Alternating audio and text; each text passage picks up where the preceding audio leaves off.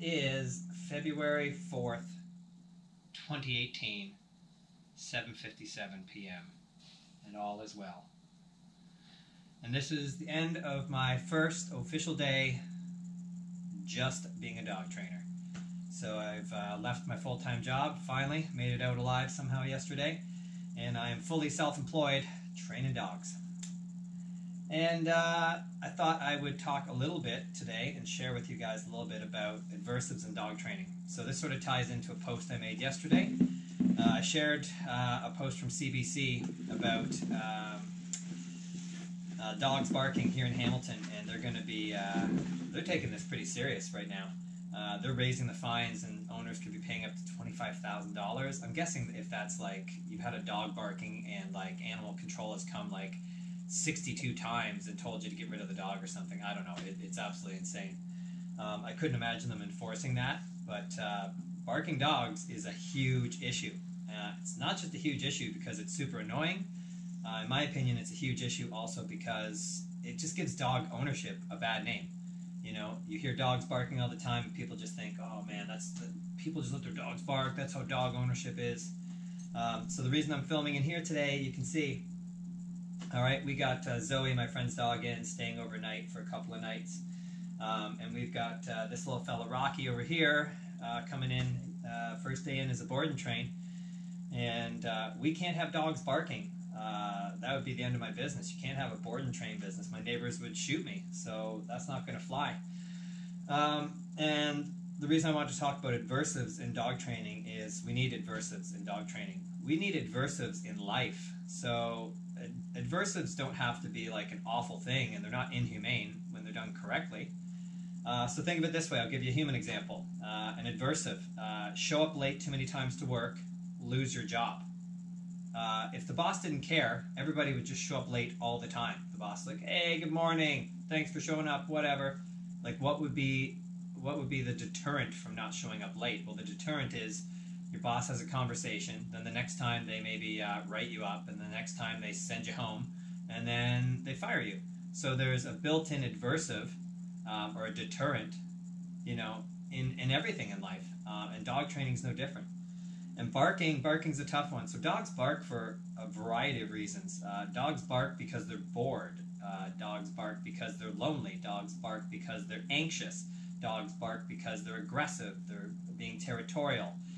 They hear a sound. They're being protective. Dogs bark for all sorts of reasons. Our dogs bark sometimes. I mean, they're dogs. Dogs are going to bark. The difference is we've trained them and shown them all, you know, a quiet command. So our dogs can bark, but once they're told quiet, the dogs have to stop. And if they don't stop, then we have to add an adversive in training, okay? So the reason I wanted to talk about this is because going forward, you can bet that there's going to be a lot more people being forced into calling a dog trainer. And why are they being forced into calling a dog trainer? Because there's an adversive. Okay, so an adversive is built into this too. The city is building an adversive into barking dogs. They're saying if your dog's barking, we're going to fine the living shit out of you. Okay, so there's an adversive.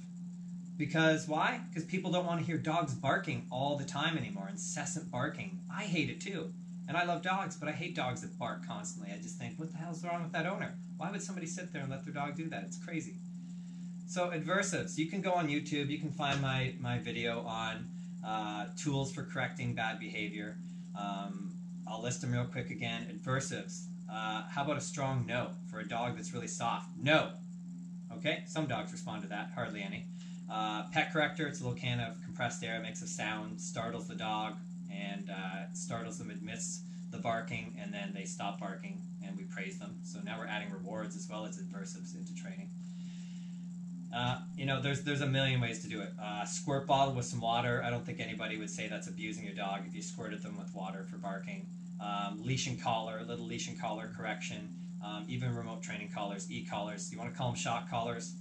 It doesn't feel the same as a shock. They're not the same anymore, but if you want to say a shock collar, then I guess that's fine. For all you people out there that say, I'd never use a shock collar, but I use a citronella collar, which, by the way, hit or miss. I've heard way more people say they don't work. But why do you think the dog stops barking? Because they get sprayed in the face with citronella, and they hate getting sprayed in the face with citronella. So for anybody that's like, oh, you know, I would never use an e-collar or a shock collar, but I would use a citronella collar. Well, if the dog dislikes that, then it's the same concept, right? What you doing? Can you play stuff? It's just my wife ruining my videos, I tell you. It's hard to make good videos nowadays. Anyway, so you can see there's built-in adversives, okay? So even the citronella collars, they make bark collars. Bark collars are the one thing I'm against because nobody's controlling the bark collar except for the bark from the dog. And dogs often bark in reaction to the stimulus from the bark collar, and then the bark collar, you know, gives more stimulus or a little zap or whatever you want to say, and then it ends up in this big circle. So I'd rather we were in charge of, you know, having our dogs stop barking. And again, I'm a fan of adding a command saying quiet, and then giving a consequence when the dog isn't quiet, and then praising the dog when they're quiet. Anyway, my point here being, we need adversives, okay? Because that list I gave you for all the reasons that dogs bark, well, they bark because it's self-rewarding, or they bark because they're anxious, or they're lonely, or whatever the case may be. So any trainer that says that they can stop a dog from barking without adversives is lying to you. They're a snake oil salesman. They're going to take your money, and then you're going to call me, or a trainer like me, that uses a balanced style of training, and you're going to call them in a month after the city has been to your house 2 or 3 more times for barking. Because the dog's not going to stop barking. Even if you gave them a treat every time they were quiet, they like barking, or they're barking because they're bored. So they're still going to bark, okay? And, you know, for dogs that bark when you're away, how are you going to train a dog to bark when you're away? Unless, I guess, you hook up an automatic treat dispenser that just spits treats out all day to your dog. So I hope you're understanding what I'm getting at. And I don't mind telling you all these tools because the whole point is you need a trainer to use these tools, okay? So just like a prom collar is not a bad tool, but if someone just picks it up and doesn't know how to use it, you know, they could be using it incorrectly. So all tools are fine, in my opinion, for dog training, as long as you're working with a dog trainer that understands the tool, knows how to use it fairly, humanely, and effectively to make a behavior change, okay? But behaviors don't change unless there's a reason for them to change. And giving food rewards is not going to stop barking. It's just not. So if a trainer comes in and says, all we got to do is give more food rewards, or, you know, praise the dog every time they're quiet and just ignore the barking and they're going to stop, I'm sure that a ton of you out there have already contacted somebody like that and know it doesn't work. It just doesn't work. So that's the reality of things. Behaviors don't change unless there's an aversive attached to it, and I can help you stop a dog from barking, but it has to be done fairly, humanely, and as gently on the animal as possible. But at the end of the day, anybody who's not willing to use aversives, look at the alternative. Either you're going to be facing a huge, huge fine in Hamilton, or eventually the city's going to probably tell you that you have to get rid of your dog.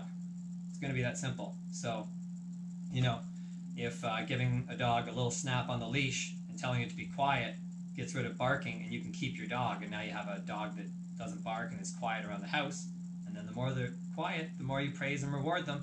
That works. So I'm not saying you don't reward them for being quiet. I am saying without adversives in dog training, for negative behaviors, they'll just never change. It's that simple. But you have to work with a trainer, okay? Don't just go willy-nilly on this yourself, because you don't know the timing, you don't know the pressure needed, and all of that kind of stuff to make sure it's done effectively, humanely, and properly. Okay? So I just thought I'd share that with you. A little bit of my thoughts here on my first day as a self-employed dog trainer with my family full of pooches and my wife hanging out here. And I can help you out. And the reason I can help you out, I'm going to leave you with a quote from one of my favorite dog training personalities, Peter Kane. Because I'm a motherfucking dog trainer. Peace out.